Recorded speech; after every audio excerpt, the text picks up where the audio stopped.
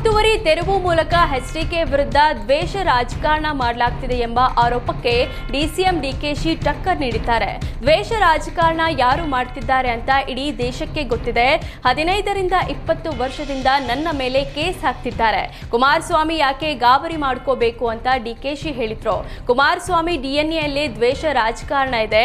ಮೈಸೂರು ಹಾಗೂ ಬೇರೆ ಕಡೆ ಕುಮಾರಸ್ವಾಮಿ ಹಾಗೂ ಅವರ ತಂದೆ ದೇವೇಗೌಡರು ನನ್ನ ಮೇಲೆ ಯಾವ್ಯಾವ ಕೇಸ್ ಹಾಕಿದ್ರು ಗೊತ್ತಿದೆ. ನನ್ನ ತಂಗಿ, ನನ್ನ ಹೆಂಡತಿ, ನನ್ನ ತಮ್ಮ ಮೇಲೆಲ್ಲ ಕೇಸ್ ಹಾಕಿದ್ರು.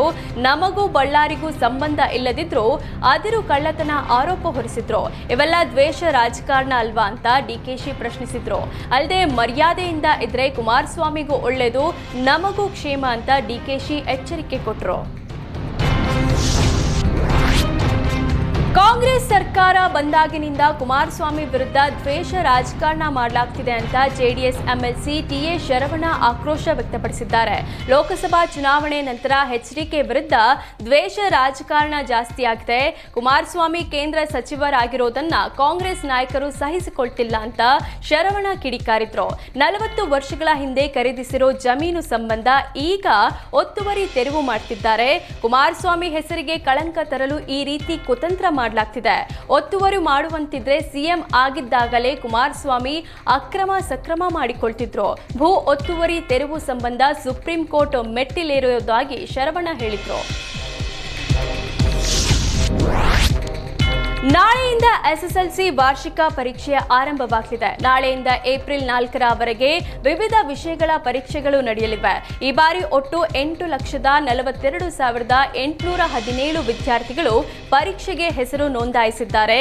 ಈ ಪೈಕಿ 3,78,389 ಬಾಲಕಿಯರು, 3,35,468 ಬಾಲಕಿಯರು, 5 ತೃತೀಯ ಲಿಂಗಿಗಳು ಪರೀಕ್ಷೆ ಬರೆಯಲಿದ್ದಾರೆ.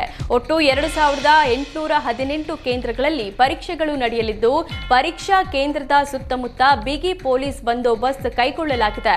ಪರೀಕ್ಷಾ ಕೇಂದ್ರದ ಸುತ್ತ 200 ಮೀಟರ್ ಪ್ರದೇಶವನ್ನ ನಿಷೇಧಿತ ಪ್ರದೇಶವಾಗಿ ಆದೇಶಿಸಲಾಗಿದೆ. ಸ್ಯಾಂಕಿ ಟ್ಯಾಂಕ್ನಲ್ಲಿ ಕಾವೇರಿ ಆರತಿ ನಡೆಸಲು ಹೈಕೋರ್ಟ್ ಗ್ರೀನ್ ಸಿಗ್ನಲ್ ನೀಡಿದೆ. ಬಫರ್ ಝೋನ್ ನಿಯಮ ಉಲ್ಲಂಘಿಸಿ ಕಾವೇರಿ ಆರತಿ ನಡೆಸಲಾಗ್ತಿದೆ ಅಂತ ಆರೋಪಿಸಿ ವಕೀಲೆ ಗೀತಾ ಮಿಶ್ರಾ ಹೈಕೋರ್ಟ್ಗೆ ಅರ್ಜಿ ಸಲ್ಲಿಸಿದ್ರು. ಈ ಸಂಬಂಧ ಇಂದು ವಿಚಾರಣೆ ನಡೆಸಿದ ಹೈಕೋರ್ಟ್ ಕಾವೇರಿ ಆರತಿಗೆ ಒಪ್ಪಿಗೆ ನೀಡಿದೆ. ಕಾನೂನು ಸುವ್ಯವಸ್ಥೆ ಹಾಗೂ ನೀರು ಕಲುಷಿತವಾಗದಂತೆ ಎಚ್ಚರಿಕೆ ವಹಿಸುವಂತೆ ಹೈಕೋರ್ಟ್ ಷರತ್ತು ಹಾಕಿದೆ. ನಾಳೆ ಸಂಜೆ ಸ್ಯಾಂಕಿ ಬ್ಯಾಂಕ್ ಟ್ಯಾಂಕ್ನಲ್ಲಿ ಕಾವೇರಿ ಆರತಿ ನಡೆಯಲಿದೆ.